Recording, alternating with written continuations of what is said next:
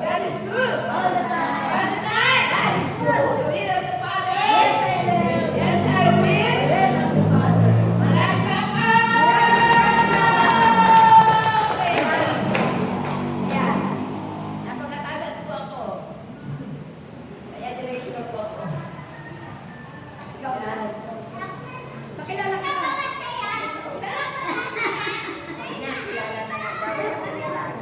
Ayan.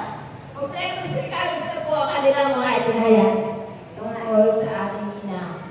Nasa pagsunod natin sa ating Panginoon, nakilala natin si Mama Mary, ay tunay na katulad na tayo ni Mama Mary. Amen? Nakakatulad na tayo ni Mama Mary kapag ang lahat ng kanyang pagiging modelo ay ating susundin. Amen? Modelo siya sa ating pananampalataya, modelo sa mabuting pagiging mabuting ina, mabuti sa modelo sa kanyang pagiging mabait, pagiging matakap, mababang loob, at modelo sa pagiging alagad. Amen?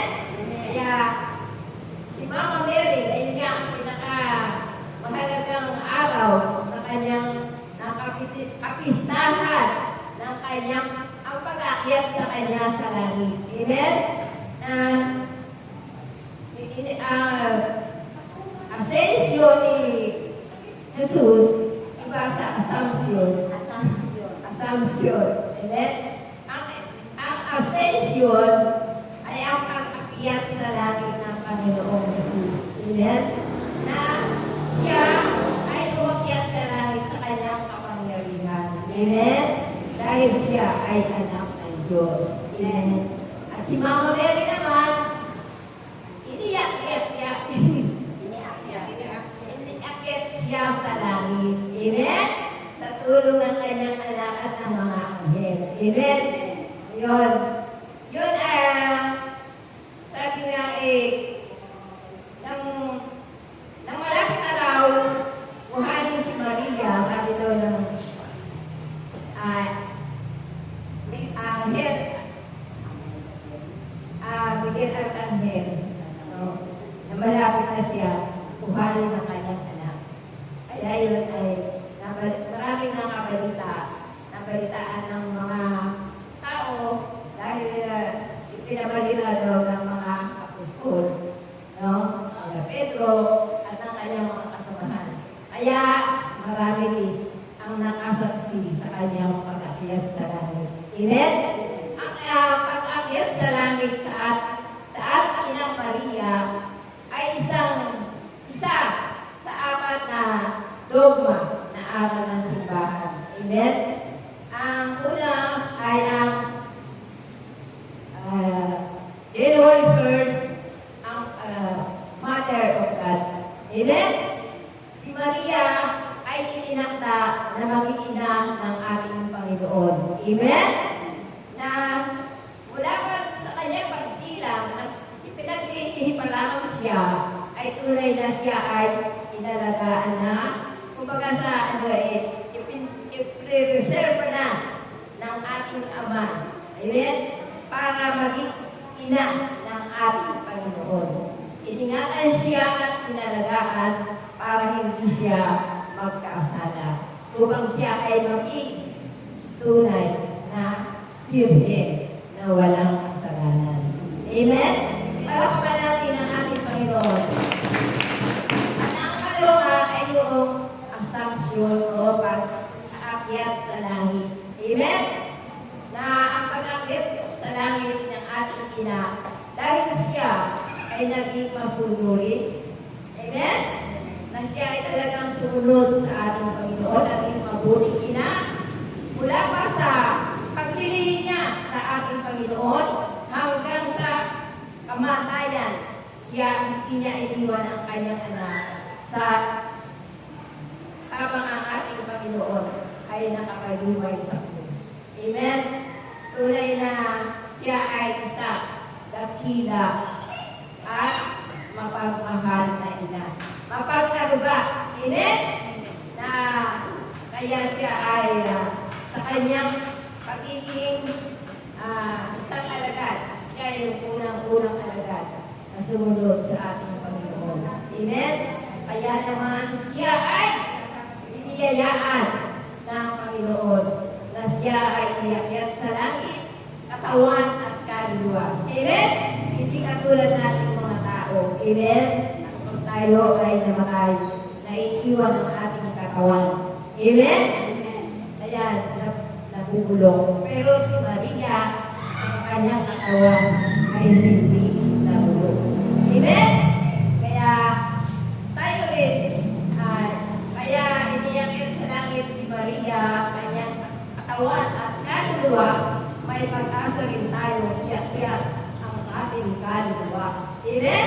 Basta tayo ay susunod lamang sa kalooban ng ating Panginoon. Nagagayahin natin si Maria sa kanyang pagiging masusuri at mababalik. Amen? Palakpakan natin ang ating Panginoon. Ang pangatlo sa apat na dogma ay ang Immaculate Conception. Amen? Ang pagdirihi sa ating mahal na anak walang kasalanan. Amen? Tunay na siya ay pinagpala ng Diyos. Sabi nga, bukod kang pinagpala sa babaeng lahat at pinagpala rin naman ang iyong anak na si Jesus. Amen? Kaya yun ang sinasabi sa pag-rosaryo, pinagpala ka, ikaw ay pinagpala at pinagpala rin naman ang iyong anak na si Jesus. Amen? Bukod kang pinagpala. Diba? Diba sabi nga ni Elizabeth na mapalad ka dahil ikaw ay pinagpala at kayo din ang sanggol sa iyong sinampunan ay pinagpala rin. Ibig sabihin nun, si Jesus ang kasamang pinagpala ni mahal na Birhen Maria. Amen? Palakpakan natin ang ating Panginoon. Ang ika-apat ay ang perpetual virginity. God. Ang pagiging birhen niya, ang pagiging malinis niya, katawan at kaluluwa. Amen? Kahit na isinilang niya ang ating Panginoong Jesus, pero hindi siya nadumihan. Amen? Malinis ang kanyang katawan at kaluluwa. Amen? Kaya naman, yun ang mga pinakamahalagang katangian ng ating mahal na ina kung bakit siya ay iniyakyat sa langit. Amen? Ng katawan, pati ng kaluluwa. Amen? Palakpakan natin ang ating Panginoon. Mahalaga ba na si Maria ay iniyakyat sa langit ng kaluluwa, ng katawan, pati ng kaluluwa? Amen? Yes. Pagkat si Maria ang naging reyna ng langit. Amen? Hindi lang reyna ng langit, pati sa lupa ay siya ang reyna. Amen? Kaya sabi nga ng pinahayag ng ating mga kapatid, siya ang ating tagapanalangin at tagapamagitan sa ating Panginoon. Amen? Sa bawat panalangin natin sa ating ina, na paghingi natin ng tulong, ay malapit na siya sa kanyang anak. Kaya mabilis niyang naibubulong sa kanyang anak ang lahat ng ating mga kahilingan. Amen? Kaya si Maria talaga, hindi natin siya dapat balwalain. Dapat siya ay ating laging mamahalin. Amen?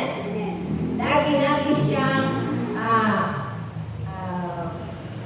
gagana. Amen? Sapagkat tunay na si Mama Mary ay mahal na mahal ng kanyang anak. Kaya naman, nang umakyat sa langit ang ating Panginoon, ay hindi niya pinabayaang maiwan ang kanyang anak dito sa lupa.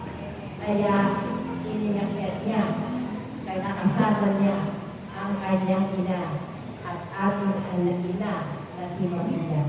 Amen? Palakpakan natin ang ating Panginoon. Kaya napakamahalaga talaga na naging papel ng ating ina dito sa lupa. Amen? Na sa kanyang pagsunod, tunay na lahat tayo ay nagkaroon ng pag-asa. Amen?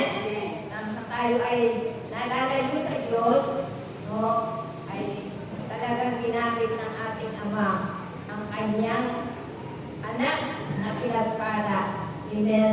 Na kanyang inalagaan at talagang itinakda niya para maging ina ng ating Panginoon. Magsilang sa ating tagapagligtas na ating Panginoon Jesucristo. Amen? Palakpakan natin ang ating Panginoon. Amen?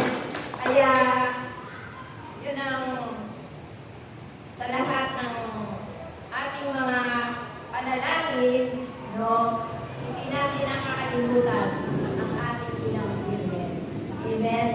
Na tunay nga na nakikiisa tayo sa lahat ng kanyang mga ginawa. Amen? Sa lahat ng kanyang magandang halimbawa na ginawa dito sa lupa. Amen? Tunay nga na siya ang tunay nating modelo sa ating buhay. Kaya naman, dapat ay maging katulad tayo ni Maria na maging modelo na pagiging isang ina. Amen? Na mapapangalagaan natin at maaalagaan natin ang ating mga anak, ang ating mga apo. Amen?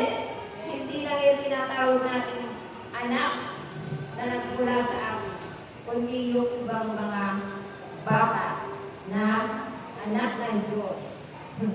Na sa panahon ngayon, talaga naman ang mga kabataan, marami na ngayon ang napapatiwala. Amen? Marami, hindi tayo dapat husga sa kanilang mga magulang. Amen? Walang magulang na naghangad para sa ikasasama ng kanilang mga anak. Amen? Kaya, marapat lamang na lagi natin ipanalangin, lalo-lalo na ang mga kabataan ngayon na hingin natin ang tulong ng mahal na ina para ang mga maraming kabataan ay maligtas at magiging at sila ay makilala rin nila ang Diyos. Amen? Napakarami na ngayon ang mga karahasan na ang pinagbubulan ay ang mga kabataan. Amen? Lalo-lalo na sa mga paaralan. Amen? Na ang kabataan ang ginagamit ngayon para magkaroon ng karahasan. Amen? Palakpakan natin ang ating Panginoon. Hallelujah! Hallelujah!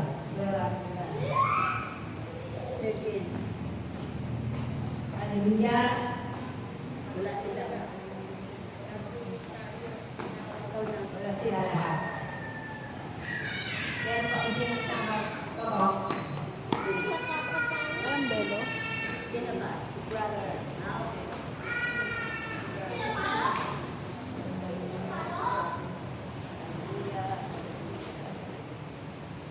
Hallelujah, hallelujah. Kayo lahat. Hallelujah, hallelujah. Ang mga tinawag. Hallelujah. Hindi lang Hallelujah, hallelujah. Hallelujah, hallelujah. masumuri. Hallelujah, hallelujah. Katulad Hallelujah, ng ating ina. hallelujah. Tayo rin Hallelujah. ay makaranas Hallelujah. ng kalwasan. Hallelujah. Hallelujah. Yan. Yun nga ang paalala sa atin. Amen. Ni Mama Mary, na tayo ay maging masunurin upang makagtante natin ang kanyang kalwalhatian. Amen. Tulad na kanyang lagi pinapaalala sa atin na lagi tayong mag-rosaryo. Amen? Na lagi natin